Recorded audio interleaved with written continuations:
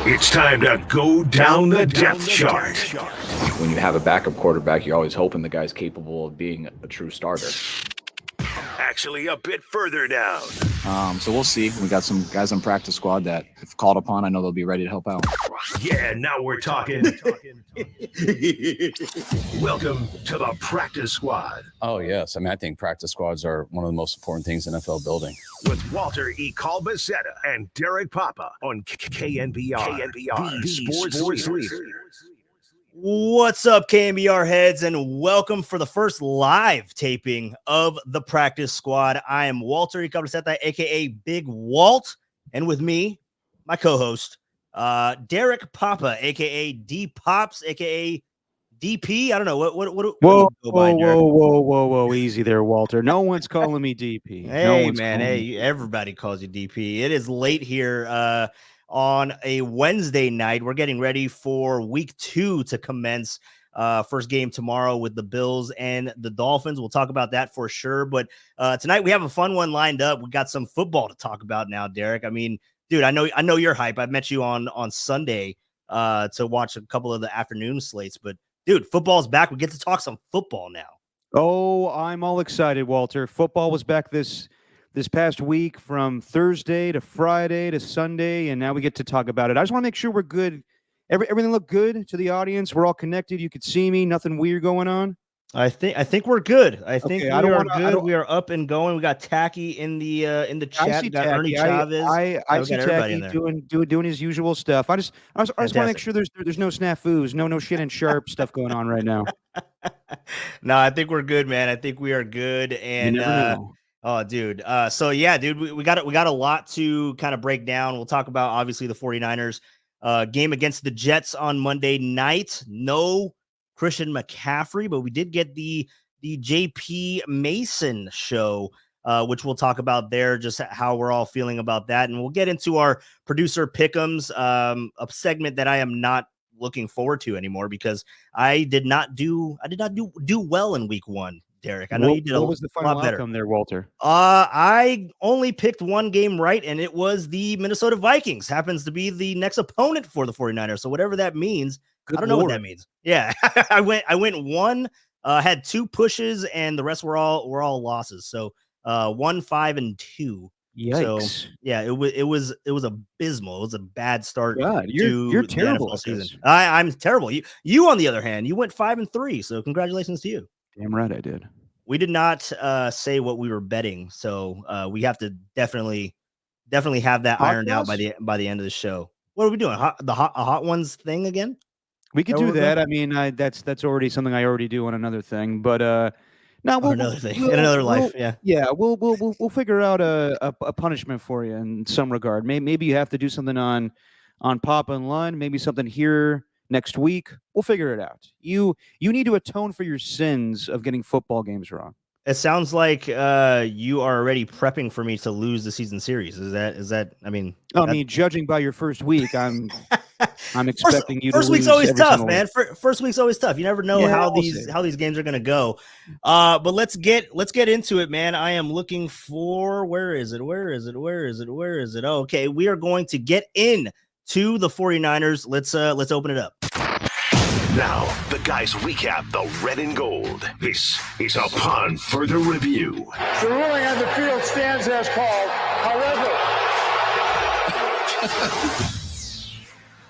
well done by Tony Ryan. Hell yeah, man. Upon further review, we will take a look at the 49ers and the Jets on Monday night. JP Mason stepped up his game hugely because of Christian McCaffrey not being there. But before we get into the game, Derek, because we have a lot to discuss on the 49ers coming out and showing out against the Jets on Monday night. What are your thoughts on Christian McCaffrey not being a part of the team with that Achilles injury now? I thought it was a calf strain, but now it's listed as an Achilles?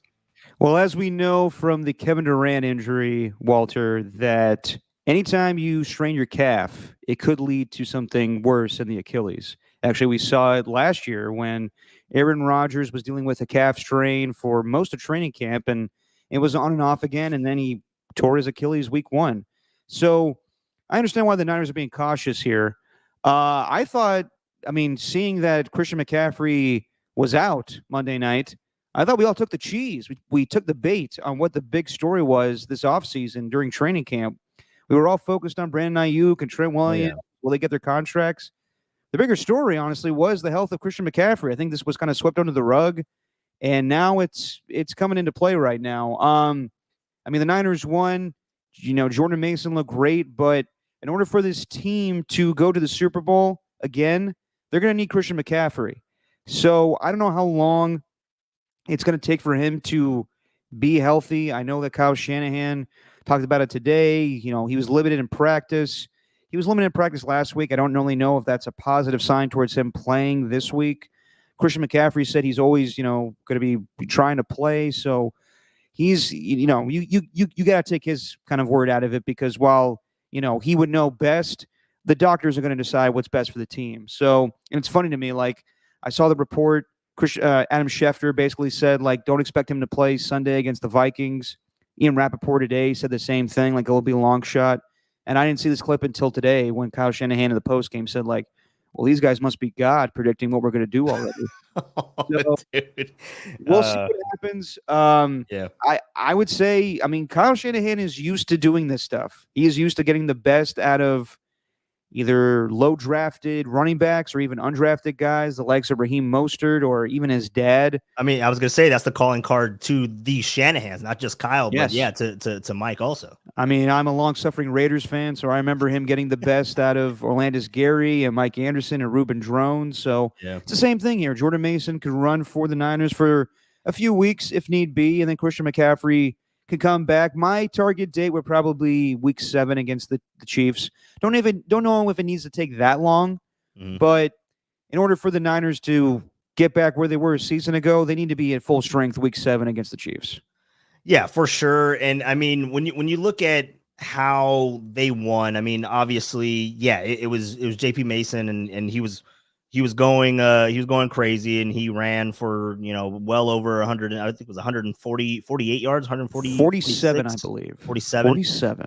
So just under the 150 mark. Couldn't hit 150, but as you mentioned there, Kyle Shanahan, he knows how to kind of line them up with his running backs. So how long can the 49ers withstand not having Christian McCaffrey, and is it the Chiefs game? Like, is that the kind of game where you need to have them back? Because when you look to their schedule, man, they have the Vikings, they have the Rams, they have the Patriots, the Cardinals. So it's a little bit of a easier slate.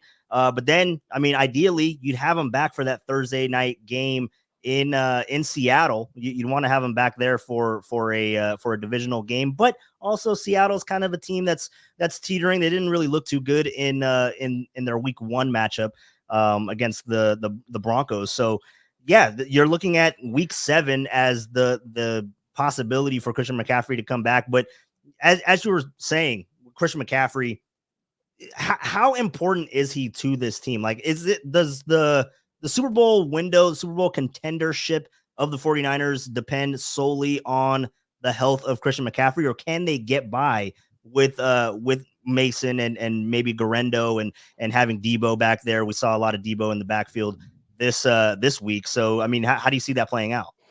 Well, I don't know what to make of Isaac Garendo. Just, brief stints here in the preseason, but in order for the Niners to go back to the Super Bowl again, they're going to need McCaffrey. And I think they get by with Jordan Mason. But, and also, like, when you look at the schedule game, we do that game all the time of like, this is an easy schedule. They could beat the Arizona Cardinals. They could beat the New England Patriots. They should be able to beat the Seattle Seahawks on Thursday Night Football. But we don't know. And other injuries could come into play. Debo is not always the most healthy player, and he's a very physical runner, but sometimes that's the detriment to his health. So I would say, you don't want that to happen, but if Debo ever got hurt, that's we saw him run the football on Monday night. So I would say best case scenario, McCaffrey comes back week 3 against the Rams. but you also don't want to mess things up with a calf strain that could, on the injury report, it says Achilles, and that freaks everybody out. So I would say in order to beat the biggest threats in the NFC, the likes of the Lions, the Eagles, hell, I'll even throw the Cowboys out there. I know Niner fans like, screw the Cowboys. We'll see what happens. We'll see what happens with them. But I would say they showed out on Sunday, huh? They did, Yeah. and the Cleveland Browns. We'll get to that later. But yeah, I would say the Niners need to be at full strength in order to win this thing. Yeah, it'll be really interesting to see how long they can last without Christian McCaffrey, because I thought that the reports last week, correct me if I'm wrong, Derek, but the reports last week were that Christian McCaffrey said that he would be able to go if this was a playoff game, right? Yeah. I mean, are we not to kind of believe that now? Like, has that changed? Has it gotten worse? Like, that's the whole scenario that we're kind of running through our mind right now. Is like, is it worse than the team than McCaffrey than everybody is letting on right now? I mean, if it was a playoff game, I do think McCaffrey would be out there. I think just what he's not saying is I'm willing to risk tearing my Achilles to be out there. Yeah. So, like the same way that Kevin Durant came out for the Warriors when they were down, 1-3 in the NBA Finals to the Toronto Raptors. It was break glass in case of emergency mode. Yep. And so that's what McCaffrey's saying basically is if we needed to play the Super Bowl tomorrow, then yeah, I would go. This seems like a pretty serious thing now that it's creeping into the regular season. And yeah, I do think they can get by, but they need more. They need more help from Brandon Ayuk. I mean, now that people have seen Jordan Mason run, you best believe that the Vikings are going to go all out to stopping the run this Sunday. So there needs to be more of a passing game, and Brock Purdy looked fine, but they're not going to be able to do the things that they did, I believe, they on Monday night to the Minnesota Vikings. I think the Minnesota Vikings defense was very impressive against the Giants. I know people would be like, "Oh, that was Daniel Jones." It's the Giants. Come on. No, I know. Andrew Van Ginkel, man. Andrew Van Ginkel. That guy catches pick sixes, like when he was with the Dolphins and now with the Vikings. So, they reported 5 sacks in that game against the Giants, man. So, yeah. And I mean, I was reading today that Jonathan Grenard, their new defensive end, was like, we feel bad for Daniel Jones. And I was like, kicking his ass, and you feel bad for him? God, it's pathetic. But I think that the Niners should be okay running the football wise.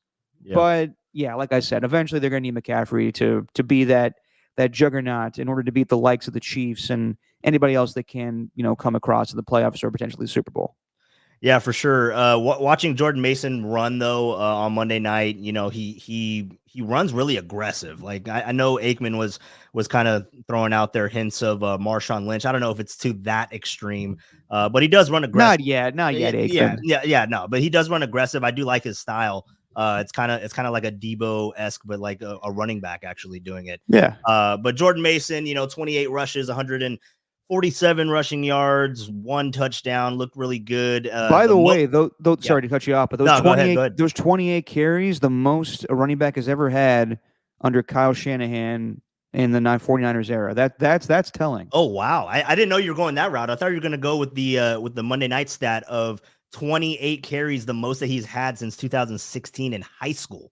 Oh, I did not know that. Well, yeah, I think Joe Buck dropped that nugget on us during the game, but that's a crazy stat. Yeah, that's incredible. So, I mean, you look at the development with Jordan Mason, has the 49er as they go into the season, and McCaffrey hopefully comes back healthy. I mean, the combination of having like a 2-headed monster is very intriguing for the 49ers, but it wasn't all in the running game. Brock Purdy, he did do his thing. He did really well. I think, 231 passing yards, 19 of 29, no touchdowns though, no touchdown passes, but Brock Purdy, he had a strong showing. Would have had that touchdown pass if Brandon Ayuk would have caught that one in the end zone. Yeah. I mean, that was a beautiful ball, and Brandon Ayuk just dropped it. And I love Peyton Manning's reaction is like, that's why we signed contracts early. Well, do you want to hear the Peyton Manning? Lay it on me, Walter. I have the Peyton Manning here. Stop teasing me and play the damn sound. Let's hear it. Man to man, Jennings. Oh, I want to throw. Ayuk, he's a little rusty, Pate. You know, he's missed all training camp. Hey, get signed, get in training camp. There's a reason for training camp. You need it. We need the reps. Oh. Get those contracts done earlier so we can get in training camp. We don't drop balls on opening night. Right. It's probably one thing catching passes, running routes. All of a sudden you're laying out for a pass, full speed, diving. That's why, yeah, those happen in camp. You make those, you practice those. That's just a little rusty right there. You're still catching balls in a high school field from some quarterback that's 45 years old, my age. You're not catching balls from your quarterback. Get signed, get in camp, and we don't drop the ball. Did that like strike a chord with Peyton Manning? Like he seemed really like triggered on that. Let me say that there is nothing more entertaining in all of television than seeing Peyton Manning either love something that he's watching or he's pissed off about something he's watching. Yeah. Because anytime like a guest is on the Manning cast and they're plugging whatever stupid movie they're going to be in, you can see Peyton in the background just like with his hands behind his head just being like, oh, God, why did he throw that pass? Why did he throw that pass? And the same thing last night. Like he loves himself a good football. He loves himself a good football thrown. And when it's not completed, he'll blame the receiver. And I don't disagree with anything that Peyton Manning said. However, Peyton Manning has made $240 million in his career. Mm-hmm. So he's never been in the position to have to hold out. Right. And I don't remember ever him commenting on Marvin Harrison or Reggie Wayne's contract situations. Yeah. I don't think those guys ever had contract situations. I remember a long time ago, about 20 years ago, Brett Favre commenting on Javon Walker's contract situation with the Green Bay Packers. And I remember at the time, everybody in the media is like, good for Brett Favre to tell his wide receiver to get his ass to camp. And yeah, I think behind closed doors, people were very upset with him speaking out of turn. So while Peyton Manning could be critical of Brandon Ayuk, he's never really had to experience that. Now, Brandon Ayuk himself did admit that he did kind of prolong things with the contract negotiations, but I understand what Peyton Manning's saying. He's taking it as the quarterback in that perspective, but he also has to put himself in Brandon Ayuk's shoes. And yeah, Brandon Ayuk did not look good. He got 2 catches for 28 yards, and he looked rusty. And he even admitted that today, I believe, or yesterday, whatever it was, but it was fine. The 49ers survived. They won 32-19. As long as Brandon Ayuk shows eventually, and I mean this year, he shows that he's worth $30 million a year, then I think we all can simmer down. But yeah, I'm not ready to go crazy over Brandon Ayuk not having a good game week 1. Amon-Ra St. Brown, who got his contract and played all of training camp, did not have a good game for the Detroit Lions. So things happen week 1. It's fluky. But yeah, the Niners offense was great on Monday night. Yeah, well, their defense was equally impressive. Getting all those turnovers with Fred Warner. He loves to punch the ball out from Breece Hall, so he gets that turnover. Ball out. And then sorry, you have to scream that every time the ball's out. Every single time. And then you look at the interception that was thrown by Aaron Rodgers. Diamador Lenore gets in there, and Flanagan Fowles gets the tip drill. So let's kind of pivot to that before we switch to the week 2 matchup with the Niners and the Vikings with Aaron Rodgers. He to me, I was texting you during the game, and to me, Aaron Rodgers just looks like a shell of himself. Obviously, he's coming back from that injury, and he's going to have time. He's going to need time to kind of ramp up a little bit. But just watching it last night, on Monday night, I didn't feel that Aaron Rodgers is still at the top of that game. I know everyone's like, well, he's going to be a top quarterback and he's still that dude until he proves it. I think that we might be in that time frame to where he's not going to prove it at this point in his career. Is he still a top 10 quarterback in your mind? I mean, just based on what he's accomplished, but watching him play the other night, like he could still throw it. He could sling it. Sure, yeah. But he can't move around like he used to. And it kind of looked the same way with Kirk Cousins when he played the Pittsburgh Steelers. I will say this too. Achilles injury or not, Aaron Rodgers has had his struggles against the San Francisco 49ers, whether it's the NFC Championship game or the playoff game a couple years ago in the snow, or even on Sunday Night Football, I believe in 2019, where they lost like 37-8. Aaron Rodgers has some stinkers against the 49ers defense, and this defense has given him some fits. And also, this team, like we didn't know what to expect out of the Jets offense. Like they got, more offense than we're accustomed to seeing with them because Zach Wilson's been putrid. But they got, I side of me watching that game was like, and I had no skin in the game, Niners, Jets, I'm just watching. But I was just grateful to see Aaron Rodgers complete a game as Jets quarterback. Yeah. So I wasn't really like, like last year was so disappointing when he tore his Achilles week 1, where I was like, damn, we're not going to see this. And then when we saw it, I was like, oh, this is awesome. And there was a few passes, the one along the sideline to Garrett Wilson, I believe in the first quarter, where they had the touchdown drive. And then, Aaron Rodgers is great at free plays, when the defense was offside. So he threw one right down the middle to Alan Lazard. But besides that, yeah, he struggled. He definitely struggled. So I'm not going to put everything on how Aaron Rodgers looked against the 49ers defense, who is one of the best defenses in football.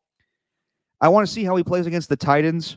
I would say right now he's not a top 10 quarterback, but he very well could get back in that conversation this year if he plays right. It's just he struggled. And the offense, the only guy that Aaron Rodgers can really rely on is Garrett Wilson and then Alan Lazard, just because he knows him from Green Bay. So I'm not going to put too much into the Jets offense. I think they were just figuring things out. They really didn't know who to go to. It's, so much of Breece Hall or so much of Garrett Wilson. But I'll give a lot of credit to the Niners defense. Aaron Rodgers avoided, going to Charvarius Ward's side. He only threw on the side of Demo, and he did a great job covering. The pass rush was getting to the Jets offensive line. Leonard Floyd gets a sack like he did a year ago against Aaron Rodgers, which tore his Achilles. But I was very impressed with the defense. I think Sorensen called a great game. Brandon Staley probably helping him out with that as well. But yeah, we don't know what to make of this 49ers defense under Sorensen, but it looked like it did, kind of a year ago. There were some lulls here or there with Steve Wilkes, but it kind of looks more like in the style of Robert Saleh or DeMeco Ryans just off of one game. But yeah, I mean, the Niners had a fantastic game all the way around. Offensively, they only punted that one series and then 8 straight drives where they scored 6 field goals, 2 touchdowns. The Jets defense, I think Shanahan had his way against Saleh. Basically, he knows what to do against him. And they did hold him to 6 field goals too. Like the Jets, it was kind of a bend, don't break kind of defense where they gave up their yardage on the ground, but they didn't get in the end zone, and that's fine. Kick 6 field goals, you're going to outscore the other team. So, yeah, the Niners just thoroughly kicked the Jets' ass. That's all that needs to be said. And as far as Rodgers, I think he'll be fine. I guess I heard this on your show with my dad in Lund. Yeah. Rodgers took a cart to leave from the practice field to the plane. Is that what I heard correctly Greg say? Yes. Yeah, you did. Yeah. Well, I guess it's gonna be nursing that Achilles every game. Yeah, man. Yeah, it's that's brutal. rough. Yeah, it's a brutal injury to come back from. So the fact that you got to remember that he is one of arguably the one of the greater quarterbacks that we've seen in our lifetime, right? So yeah, you just got to appreciate the time that we have with Aaron Rodgers. But the Niners, they just gave it to him on every facet of the game. And I think that's the big thing, especially on defense, because, on offense, they're going to block like hell. They're going to go they're going to be very physical, but on defense, they were just overly they were aggressor. They were the aggressors in this game. And that's kind of the brand of 49er football, right? I mean, Manti Te'o says that the 49ers were bullies and they play bully ball. And that's kind of what they got back to on Monday night. So I love the showing from the 49ers and just got to build on that. So let's switch over to their next opponent. Week 2, they do have the Minnesota Vikings.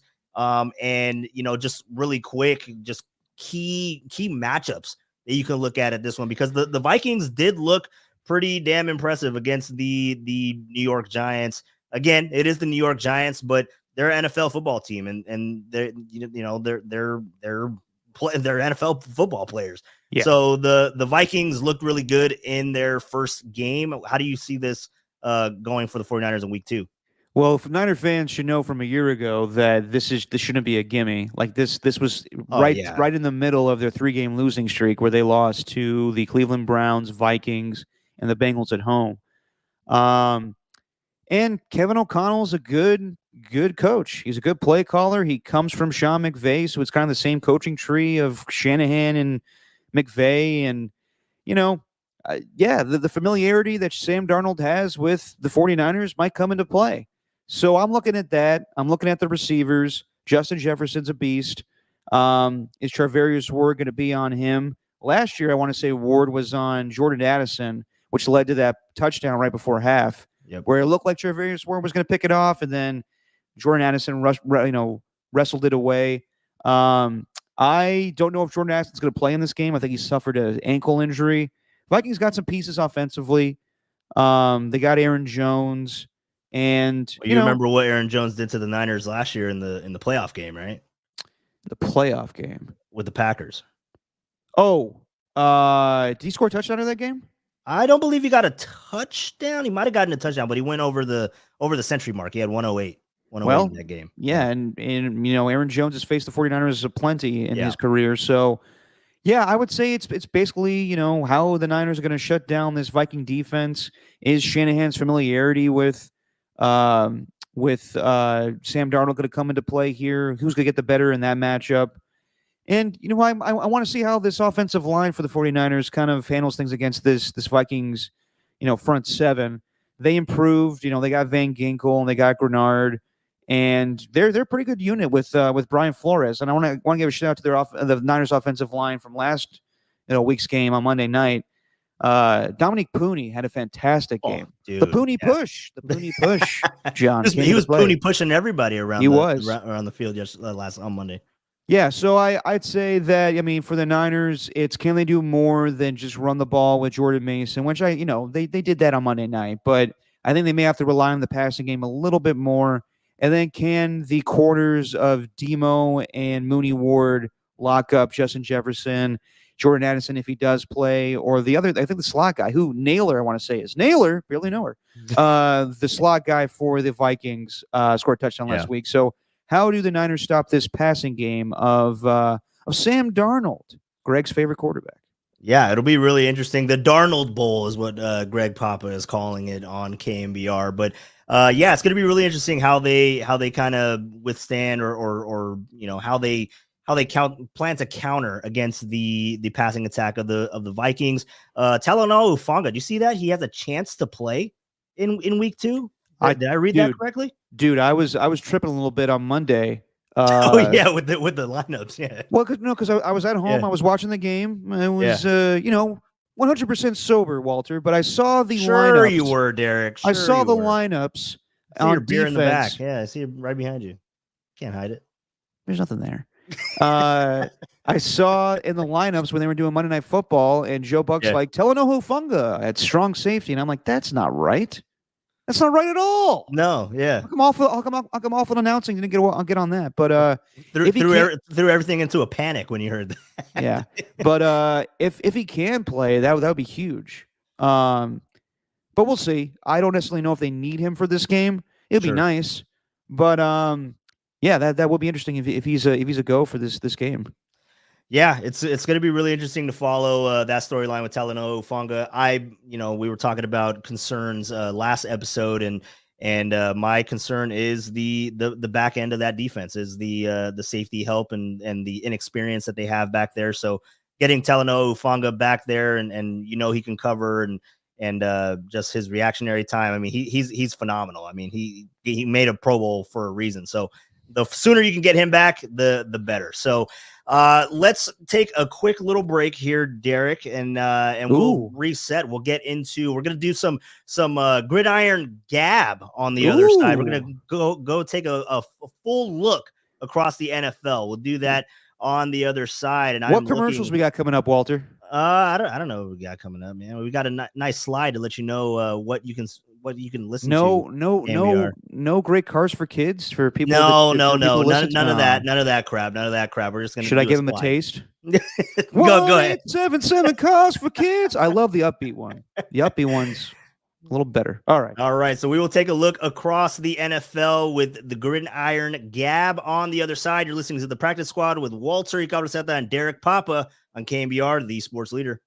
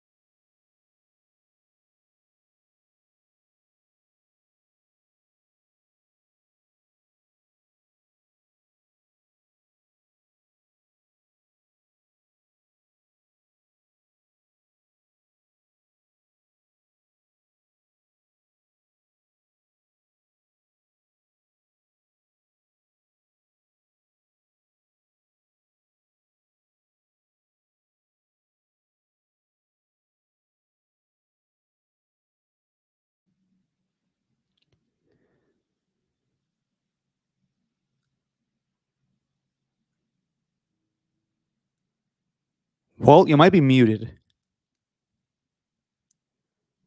Wow, dude, I had a fantastic open. I did not know that I was muted that whole time. Yeah. I could tell you on a roll, and I was like, I shouldn't stop. No, you should have told me. You should have told me. Well, here we go. The NFL.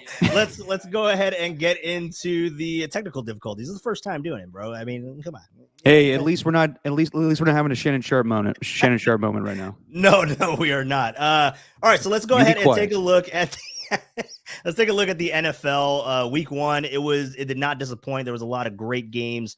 I know you saw a great portion of the morning slate. I did not see it because I was here in this very chair. I was doing a Giants warm up, so I was watching closely, or as much as I could. But a lot of great stuff going on. Let's start with the Friday night game, man, in Brazil. It was a great game between the Packers and the Eagles, but the way that it ended, your guy, Jordan Love, my guy, goes that. Well, he's your guy. I mean, are you still riding with him for MVP? It's gonna be tough now, depending on how many games he misses. But sure, why not? Oh, all right. Well, that was a good game to start the season, and obviously with the Ravens, I ended up going with the Packers, and it did not go as planned. They were going to lose that game anyway, but just to see Jordan Love go out of the game in the final seconds, it was just heartbreaking. Yeah, that sucked. I mean, you never want to see a starting quarterback of Jordan Love's caliber go down like that in just the last closing seconds. But it sounds like he's going to be good to go. And I guess the next couple of weeks here, I even read Matt LaFleur was saying like the door's still open for him to play, and maybe that's just some gamesmanship. But yeah, it'll probably be Malik Willis in that game. I was very impressed with the Eagles offense and the addition of Saquon Barkley. I think that he probably could have a Christian McCaffrey effect on this team. Like, they always were a good running team, but it's kind of the same thing with the Niners. Like, the Niners were always really a good running team, but they never had that difference maker at running back. Yeah. Like, Raheem Mostert was great, but he had a great performance in the NFC Championship game where he rushed for 4 touchdowns and over 200 yards, but he's not Christian McCaffrey.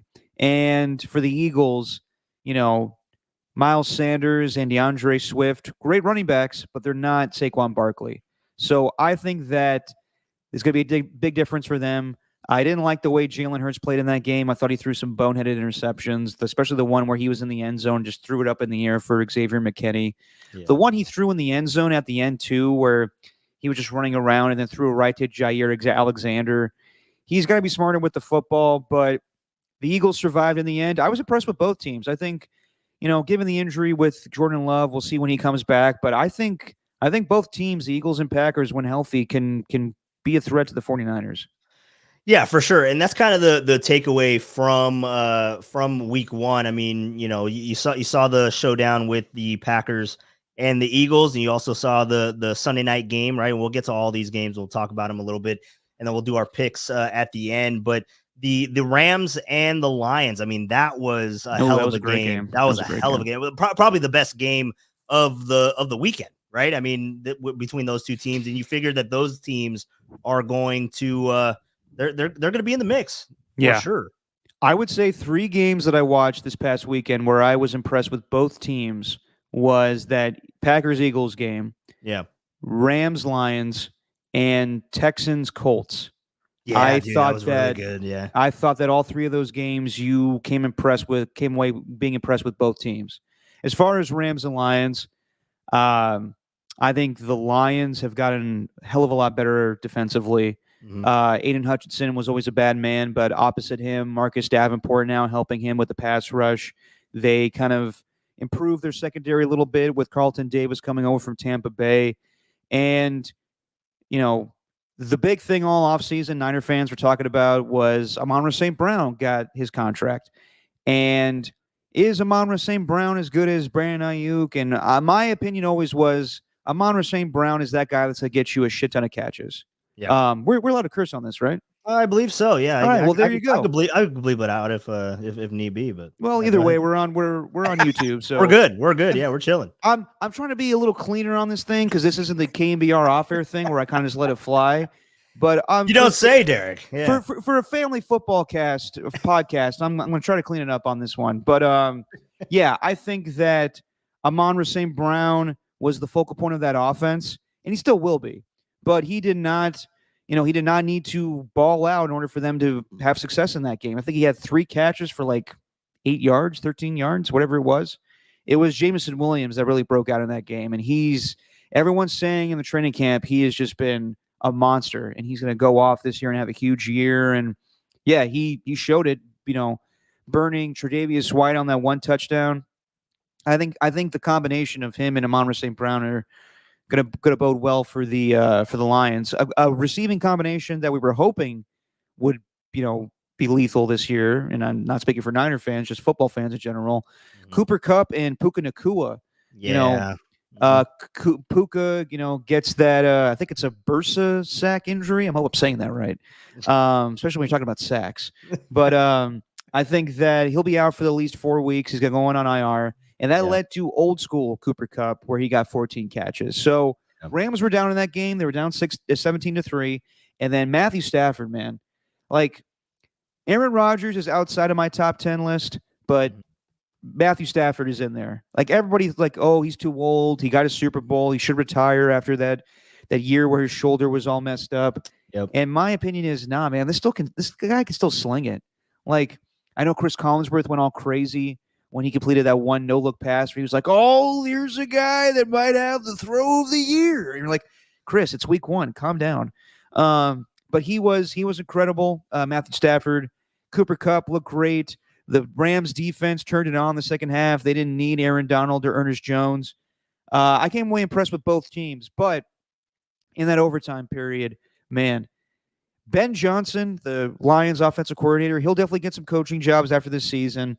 He knows how to dial it up when it's time to pass, when it's time to throw. But I think Dan Campbell told him in the overtime period, just run the ball. Run the ball over and over and over again. Like Marshawn Lynch, you just run through, sorry for the families out there, run through a motherfucker's face. And then, they just ran the ball over and over and over again. And David Montgomery sealed the win for him. So, I came away impressed with both teams in that game. So I know that the Lions, we were talking about a two-headed monster with the 49ers, potentially with Mason and CMC. And I know the Lions have two guys that then go with Jahmyr Gibbs and David Montgomery. And they might be one of the most, I guess, running back duo that you can count on, like fantasy wise, right? Like those guys are going to be playing, but I like David Montgomery. Why wasn't he getting the ball more earlier in the game? I mean, you saw what he did and what he was capable of in that overtime period, just running it down their throat. I mean, why wasn't he getting the ball more? Are you just asking that question because he's on your fantasy team? That is exactly why I'm asking that question. I need more points. That's always the problem you run into when you have a dual backfield like that. There's going to be situations where Jahmyr Gibbs is more of the guy to catch passes out of the backfield or, do the outside runs, while David Montgomery's more the in between the tackles type of guy. That's just situational football, man. I think it just depends. When you get like 5 yards repeatedly, why isn't he back there more? It's just a change of pace thing. I think it's different. Like back in the day when there was Chris Johnson and Lendell White, or Brandon Jacobs, and who was my guy? Who was it? Oh, Ahmad Bradshaw with the Giants back in the day. Oh yeah, with the Giants, yeah.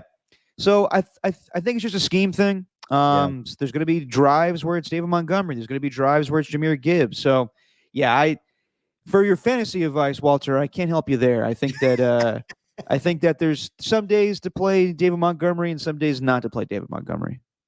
Yeah, I didn't draft that team very well. David Montgomery is my RB2. So anyway, we're not going to talk too much fantasy on here. Maybe we'll talk a little bit later in the show. Yeah, tell me how bad your team is, depending on how bad your picks were. My picks were bad. They weren't great. They weren't great. I'll just say that. And Danny beat you in the KNBR league too. He did beat me in that league. Didn't even need Christian McCaffrey playing. Wow. All right, you went there, huh? I did. The audience needs to know. Yeah, they need to know that I lost with Christian McCaffrey in the starting lineup, and I couldn't even beat that team. So, but anyway, let's continue. And all right, look, we were talking about a lot of games, but there was a lot of news that came out before games even started, man. I was on my couch. I was prepping for Giants warm up and all that noise. I was watching all the funny guys on Fox with all the pregame. Who's funny on that? Everybody's funny. What do you mean? Terry Bradshaw? Yeah, he's funny. I don't need. I mean, look, listen. I love me some Terry Bradshaw, but Terry's running his act a little bit too long. Yeah. But I like Shanahan, or not Shanahan, Michael Strahan. Come on, he's a good one too. Yeah, Strahan's fine. He's great. He's awesome. I love those guys. Do you like the pregame Fox or pregame CBS? Which one's your go-to? I switch back and forth. I mean, I'm not a big pregame show guy. Oh, come on. Got to set the mood. I'm usually just watching the countdown to Red Zone with Scott Hansen. That's my pregame show of just, all right, we got 59 minutes left. Here we go. Oh, dude, how about that? Red Zone wasn't. I had a moment of panic because on Hulu I have my Red Zone, and it was not popping up. It was not populating, and I was scrambling. I was running to try to figure out how to get some football on my TV. Yeah, I would be definitely be peeing my pants if that happened to me. But, I went into a cold sweat, dude. I went into a cold sweat.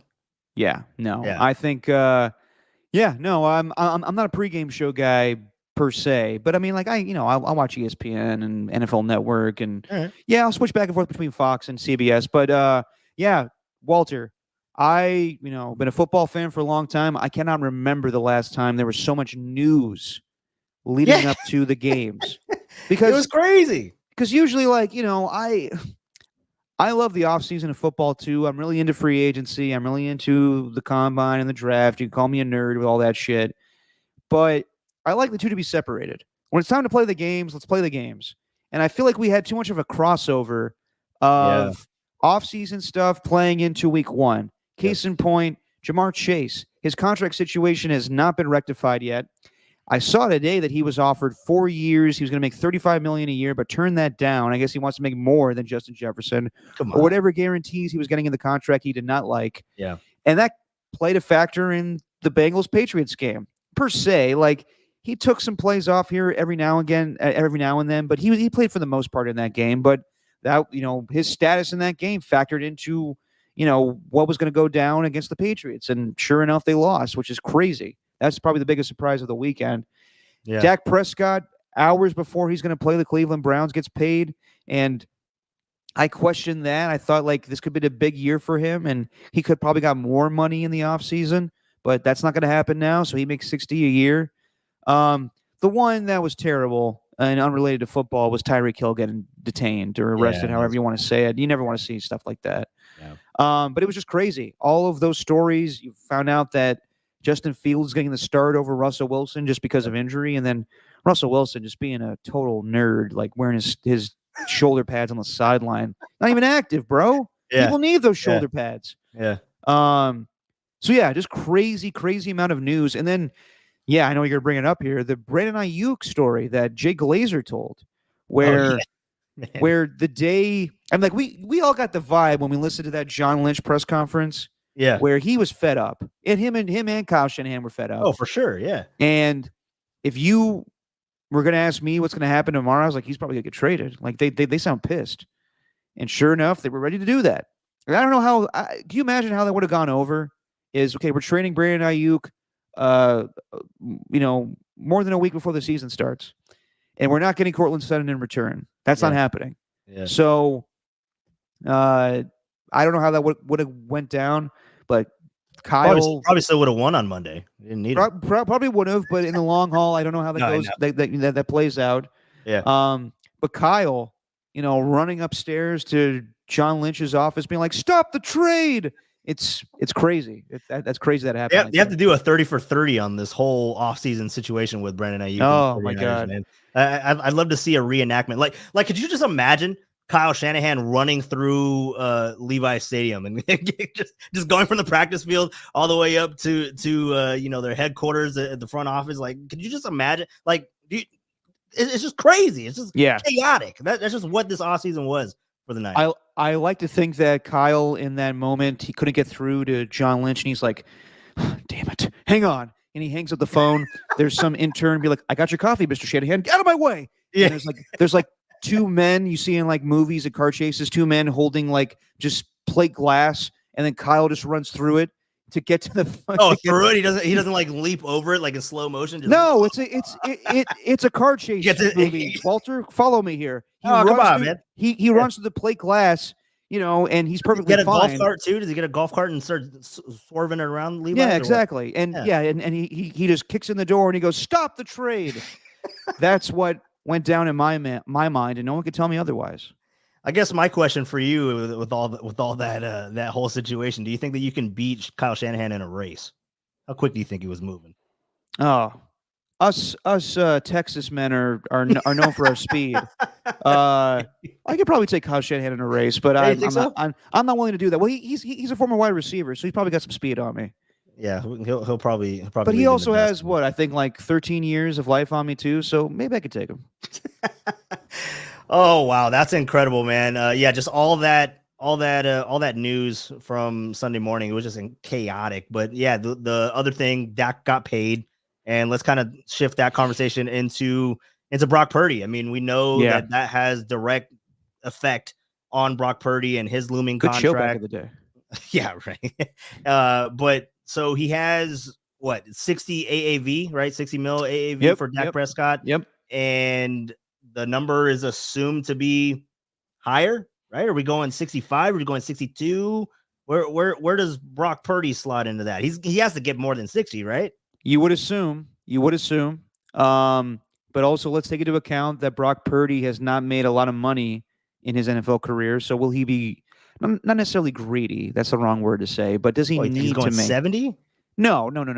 I think he's either making 60 or 65. That's where I think it goes. And Bill Barnwell has written articles about how much Brock Purdy should make.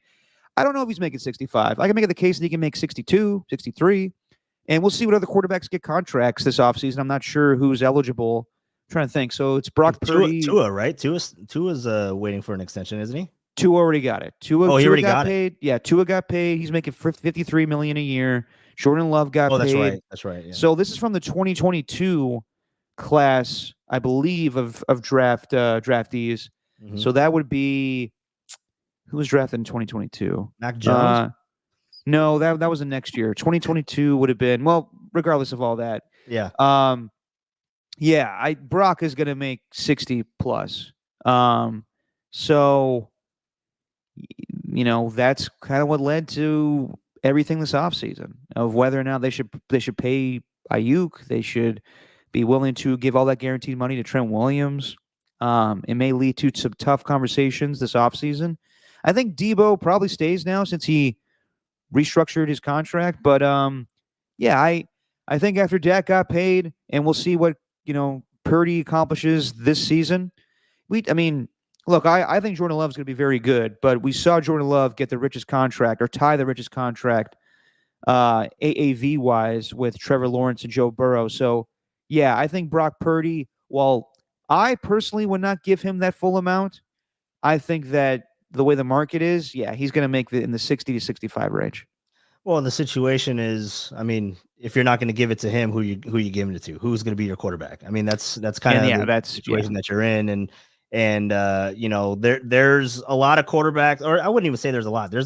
To me, in my opinion, there's a couple of quarterbacks that I would take over Brock Purdy currently, and none of them are available. So I'm like, Brock Purdy, get that money, man. Like have him be your franchise quarterback.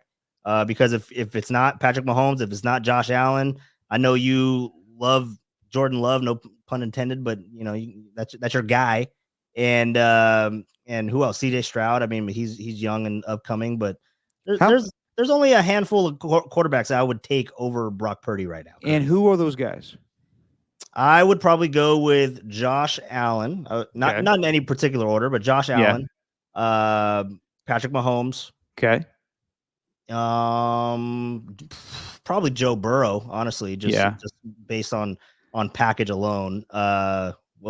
CJ Stroud, probably. I'd have CJ Stroud over Brock Purdy, and I think that's where the list stops. Really? Yeah. You would take Purdy over Lamar. I would. I agree. I agree with you on that one. You and I differ on a lot of these. I would take Jordan Love over Purdy. Okay. I would take I could see that though. I just need to see more. I know what I'm getting with Purdy, and I know we all kind of understand where his ceiling's at. We know what he's going to be, and what he gives you every single week. Jordan Love, I feel like myself, I haven't seen enough of him to be willing to go full throttle with him yet. And then now with this injury, that sucks too. Yeah, no, definitely. But I'm willing to put a little bit more quarterbacks than you are. But I'm not taking anything away from Brock Purdy. I think that he'll get Dak his payday. Prescott, Dak Prescott over Brock Purdy? I wouldn't. Yes, I would. Yes, I would. I wouldn't. If we're going off a sample size, Dak Prescott has done a lot more. Well, okay, he hasn't been to the Super Bowl, but he's accomplished. He doesn't have that killer gene, though. He doesn't have that killer gene in him. I don't see it. And you think Brock does? He crumbled. Yeah. Are you kidding me? Are you kidding me? Have we seen him win the whole damn thing yet? Well, no, we haven't seen him win the whole damn thing, but we've seen him accomplish more in a shorter time frame than Dak Prescott has. Yeah, and listen, I'm not taking anything away from Brock Purdy, but he's been given a fantastic team, so that's bound to happen. I think Brock's very good. He's very good. But if we're doing this is the way you'd be more willing to pay Dak 60 than pay Brock 60. No, I'd be willing to give Brock 60. He's earned that. Okay, you'd be willing to give Dak 60 and Brock not give Brock. In a perfect world, I don't think any of these quarterbacks should make the amount of money they're making. A lot of what these contracts are basically based on is the potential of what they will accomplish, not what they have accomplished. Sure. Tua has not won a playoff game, but yet he's making $53 million a year.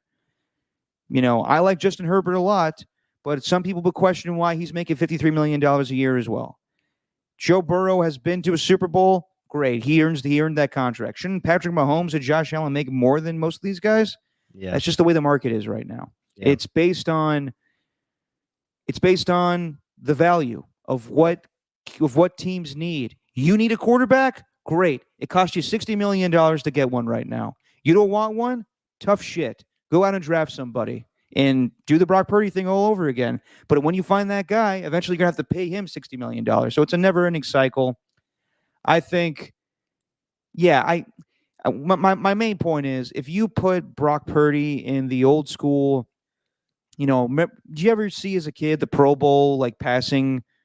The passing throwing challenges? competitions. Yeah. Yes, where you have the likes of Dan Marino and Peyton Manning and all those guys like putting the paint on the football and how they do the bullseye stuff. Yeah, I think Brock does very well in that, but I think there's quarterbacks that have better arms, all that stuff. So I'm not taking anything away from Brock. He has definitely earned his money. I just think there's better quarterbacks in the league than him. All right. Well, this seems like this will be an ongoing conversation all season long. We could talk about this for forever. So let's just kind of end it there. Forever. Oh, dude, James Earl Jones. That's sad. George. All right, man. Well, let's wrap this up on the other side. It is time for the producer pick'em. We're gonna take a look at all of these games, all these juicy matchups coming up in week 2, and we'll kind of do the same thing we did last time. We'll let everybody know what the record is currently, and just to sum it up, you did really well. I did poorly. We'll do that on the other side as the practice squad continues on KNBR, the sports leader.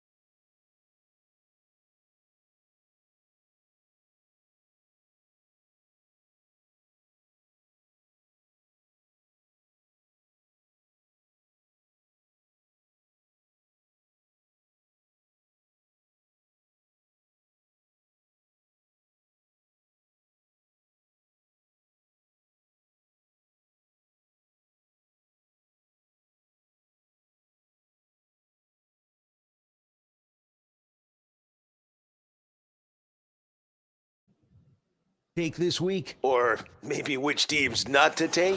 Time for Producers Pick'em. Walter and Derek make their picks on KNBR, the sports leader. All right, welcome back to the practice squad as we wrap up this week's episode.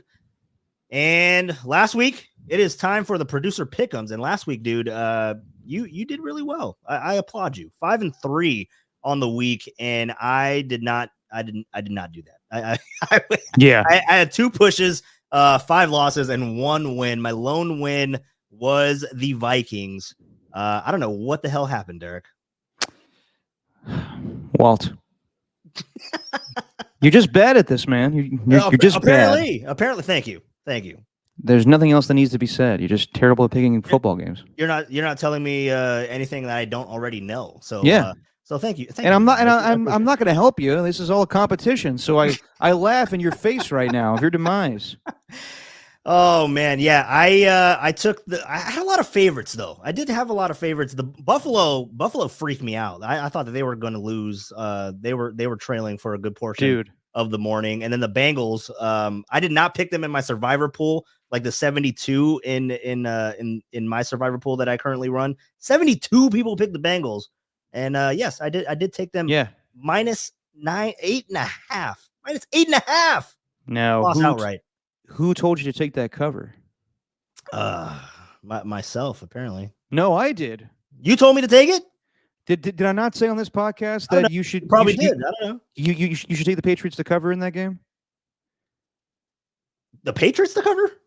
Yes.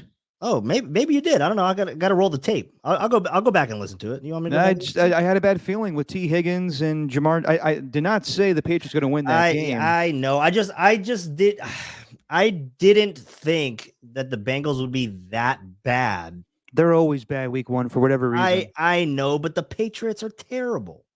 They are on paper, but they got a good secondary. So they made some opportunistic plays in the red zone to get some turnovers there. But yeah, Walt, I mean, no kidding. That survivor pool that you have us all in, how many couch potatoes did you lose? Lost 73 total. One, Mr. Paul Fraher from sales. Yeah, the sales guy. Yeah, he picked the Packers. I don't know why he did that. As a survivor pool? Yeah, but I picked the Packers too, so we're both dum-dums. That's not in survivor pool. I picked them in the pick'ems. No. Gotcha. You know who I went with. I went with the Chargers. Shout out, beat your Las Vegas Raiders, and I went with the Seahawks. Hold on. Hey. They are not my Las Vegas Raiders. They were my Oakland Raiders, and as soon as they became the Las Vegas Raiders, they're not mine anymore.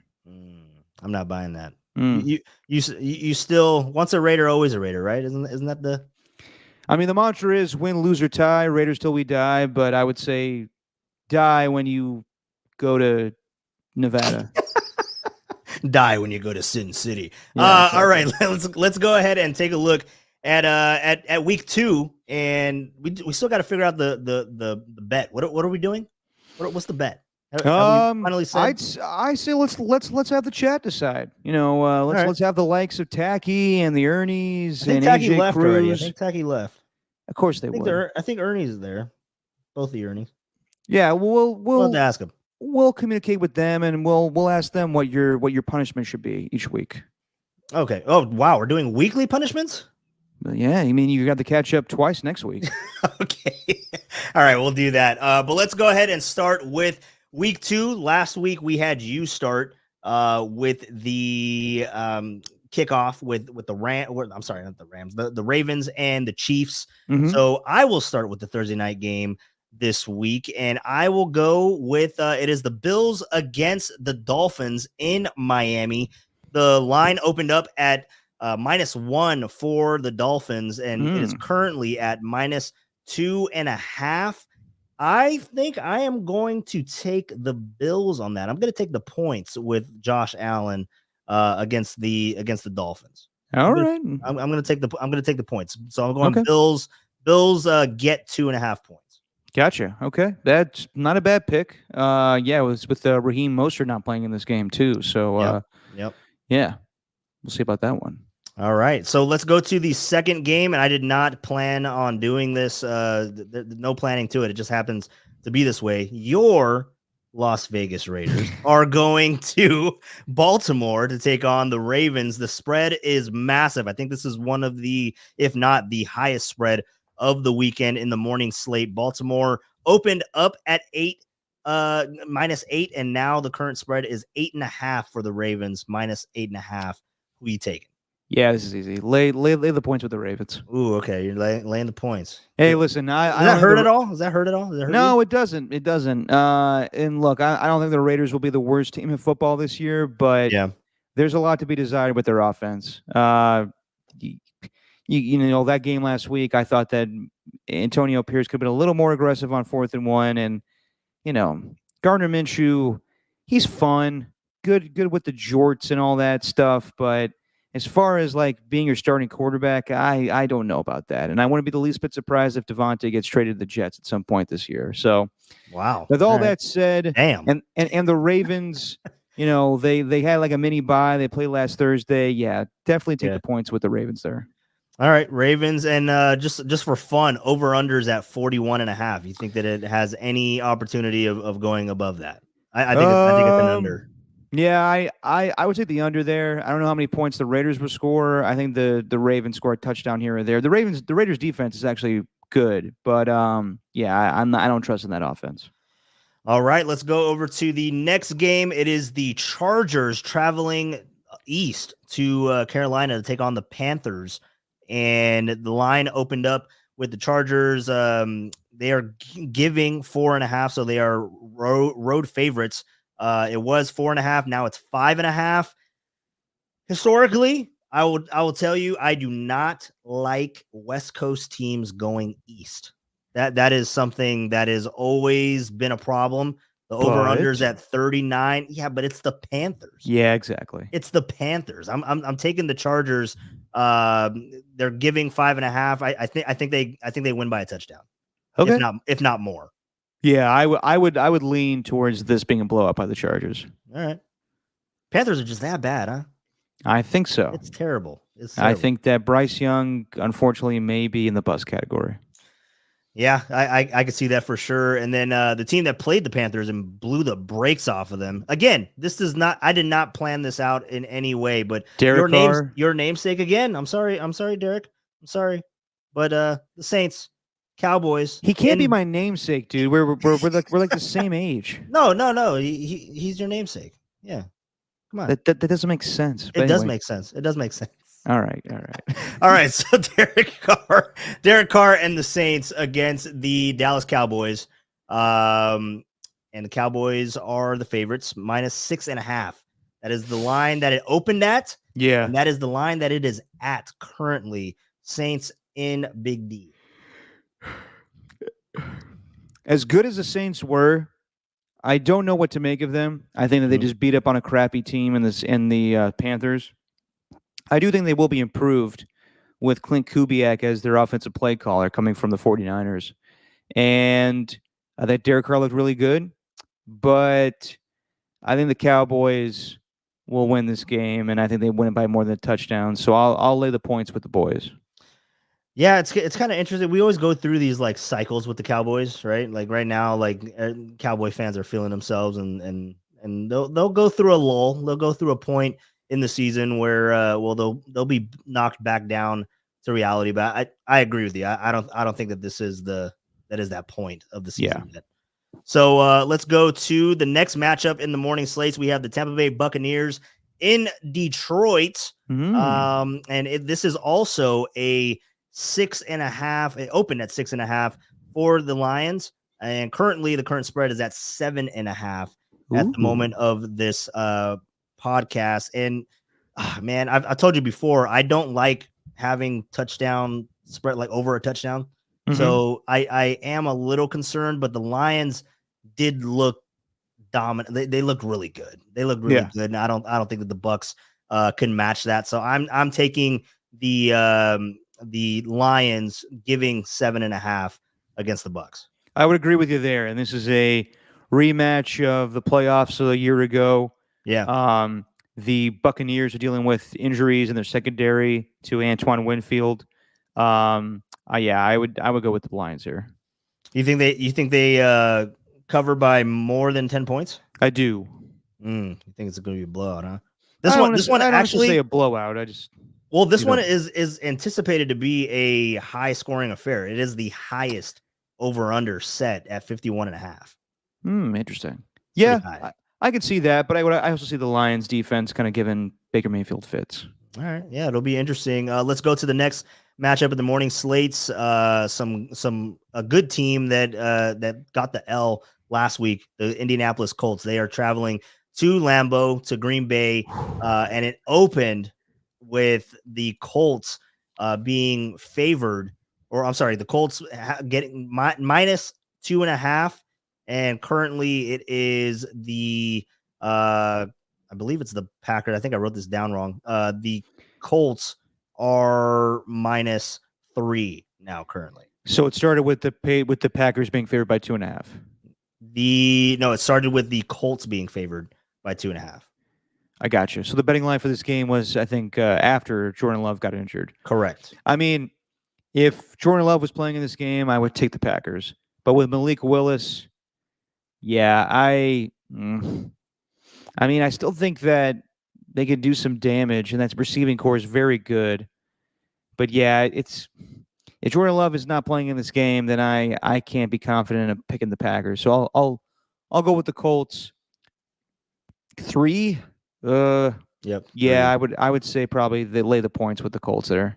All right, so you're going with the Colts, and yeah, my apology. I think I wrote that down incorrectly. You definitely did, right, but it's all good. I did, but it's all good. All right, let's go to the next game. We have the Browns at the Jacksonville Jaguars. It opened up at 3, and it is currently at 3.5 for the Jags.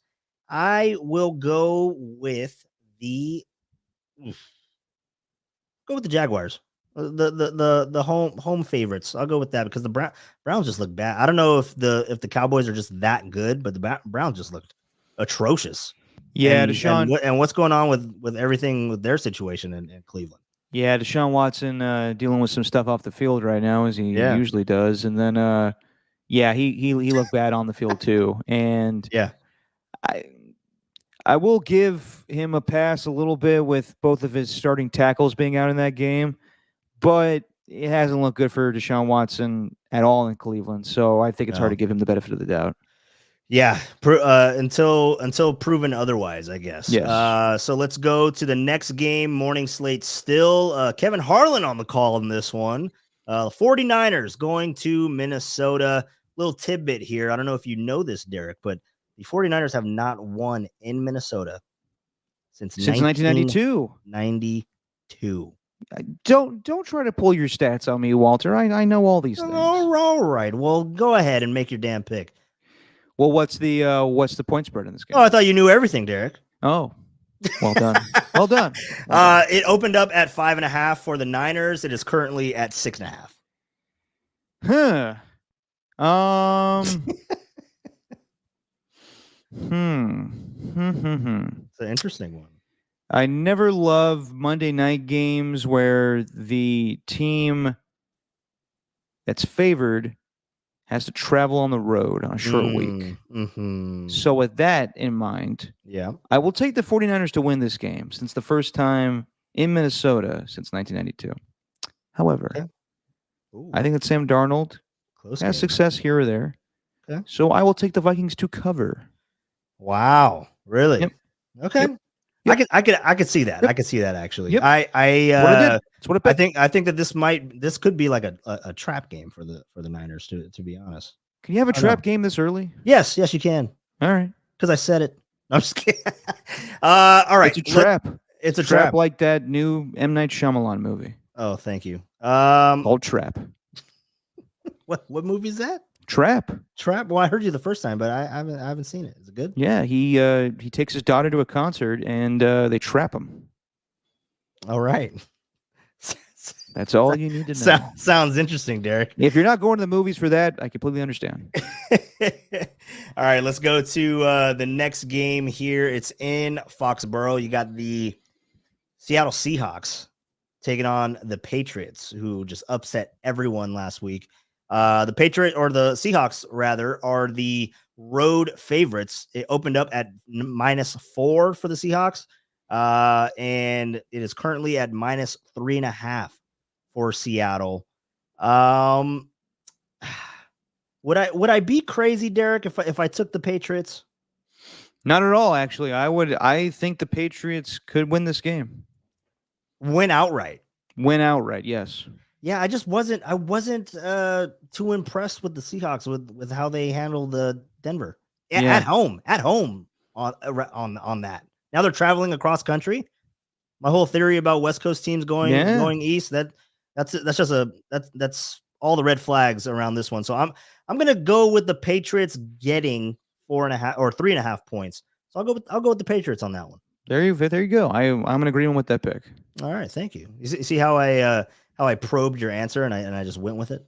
Don't be throwing out probes near me. Okay. Let's go with Aaron Rodgers. That is the next game that is up, Derek. We got the New York Jets taking on the Mike Holler Tennessee Titans. And the spread currently is at -4 for the Jets. Or I'm sorry, it opened at -4. It's currently at -3.5 for the Jets against the Titans. Give me the Jets to win. Lay the points. All right, let's do that. Let me. I think they have a little pick me up from their bad performance on Monday night against the Niners. Go to Nashville. Titans still reeling from whatever the hell happened against the Chicago Bears, where we watched it today in the studio. I mean, that was atrocious. My God, the hell was Will Levis doing? Like, it's throwing up a bouquet of a football for a pick six.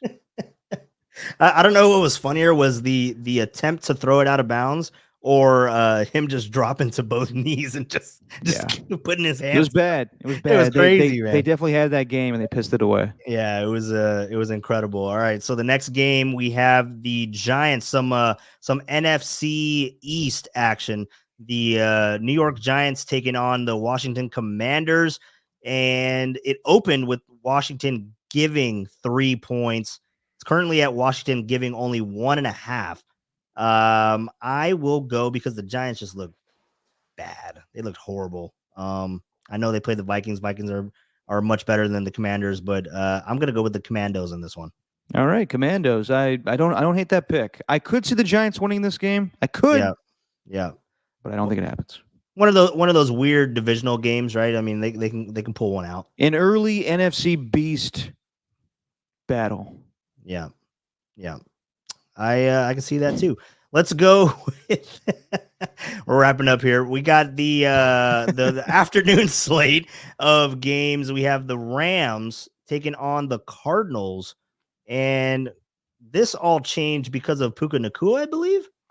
Probably that he is out. So it opened with the Rams giving 2.5, but now it is the Cardinals who are giving 1.5. The line has shifted mightily.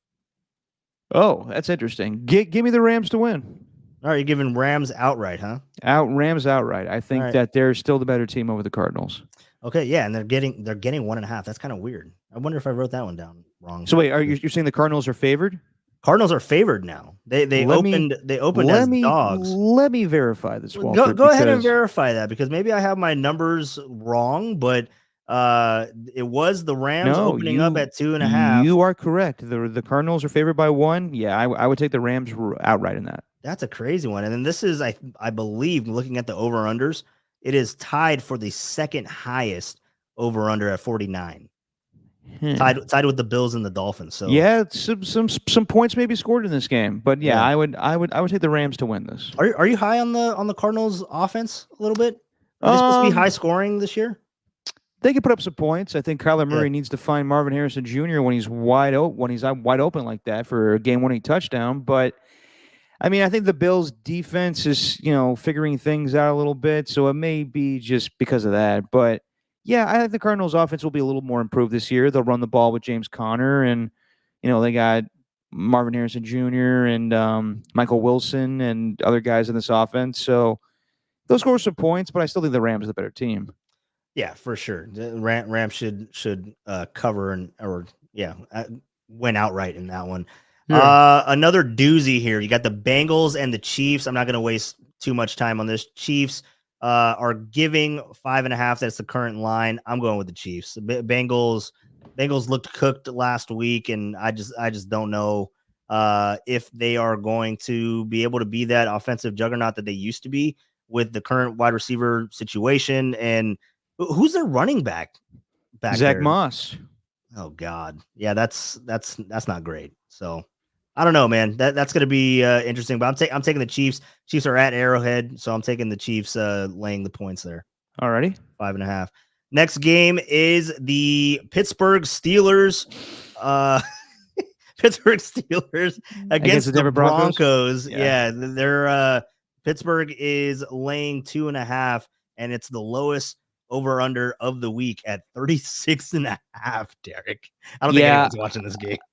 I mean, I'll be watching it, but it may Will not you? be the. Yeah. Okay, Walter, I watch every game. Okay. All right. Let me know how Bo Nix does. Yes, I will. What with the little caveat to this game is that right now they're saying that Justin Fields is in line to start, and I want to see Russell Wilson go back to Denver and potentially rub it in Sean Payton's face, or Sean Payton gets the best out of Russell Wilson. Yeah. Regardless, I think the Steelers win this game. Lay the points with the Steelers. It will be probably a low-scoring game. I don't think Justin Fields did enough last week. They kicked 6 field goals. That's how they won the game offensively. I think if Russell Wilson's healthy, you start him in this game because I want to see that revenge. But yeah, I think the Steelers will beat the Broncos. We want all the juicy stuff. Give me the juice. Let's do the juice. You like the juice, huh? And now the final game of the Sunday slates, the Sunday night game. It is the Bears against the Texans. Yeah. And Texans are laying 6.5. I don't think this is going to be a close game, so I am taking the Texans. Yeah, I don't doubt that, and I guess the Bears are going to wear their orange creamsicle jerseys, which they're awful. That's gross. Just awful. And put them in those on national TV. So, yeah, it's going to be maybe a rough outing for Caleb Williams in his national TV debut. Yeah, definitely. And then the final game for you, Derek, as we wrap this up, we have the Falcons Monday Night Football against the Eagles. Kirk Cousins. That offense did not look good last week with the Falcons. So yeah, Eagles opened up at -4.5, giving 4.5 points, and now it's currently at 6.5 points. Yeah, give me the Eagles. Lay the points. I think that them getting kind of a little bye. Well, they go from Friday to Monday, so they got some time off. Yeah, with that preparation and the way that Kirk Cousins looked, I'm not expecting this to be a close game. I think that the Eagles win this game convincingly, and the Falcons may struggle a little bit to start the season. They're 0-1 right now. They go 0-2 against Philadelphia. Then you know who they play after that, Walter? I do not. The Kansas City Chiefs on Sunday Night Football. So you could look at the Falcons going 0-3. Yeah, probably going 0-3. I still wouldn't bench Kirk Cousins for Penix in that situation, but we'll see what happens. Is that one of the bigger, like when you look at the teams that are potentially going to go 0-2? Do the Falcons need to win more so than say the Colts? I would say no, because anything could happen in that NFC South. Yeah, everybody loves the Bucs, but they did go 9-8 last year, so I don't know if they need. I still think the Falcons can win the division even if they go 0-3. So we'll see where things go. But yeah, like the Packers could be 0-2. The Bengals could be 0-2. It could be a rough start for some of the playoff teams that we had predicted here. Yeah, and then that's why there's always 4 new teams that get into the postseason. So maybe maybe the Colts. Maybe the Colts are going to be that team if they could be the case. They can get a win this week. Yep. No, we'll see what happens there with the Colts and the Packers game. But yeah, a lot of good games going on this weekend. A lot of good games, and we'll definitely be watching and all these games. A lot of good ones this week for sure. And that's where we end it here, Derek. So it was fun. It was a little lengthy one here. We got tightened up a little bit, buddy. I blame that primarily on you. Thank you. I accept full responsibility. As you should for your terrible picks in this lengthy podcast. But no, Walter, I'm used to lengthy podcasts, so don't fret. Are you? All right. Well, this was a fun one. We will dissect everything on the other side, or not on the other side, but next week we got another segment here. No, we're done. We're wrapping up. We're not trying to do it again. Okay, we're over. It is over. We will break down the Niners and Vikings game next week. and then we'll look forward to week 3. We'll just keep chugging along, man. It'll be Chugging along, baby. It'll be fun. So everybody, thank you for tuning in to the Practice Squad. I am Walter Icabalceta. That is Derek Papa. It's And me. We'll talk to you next week.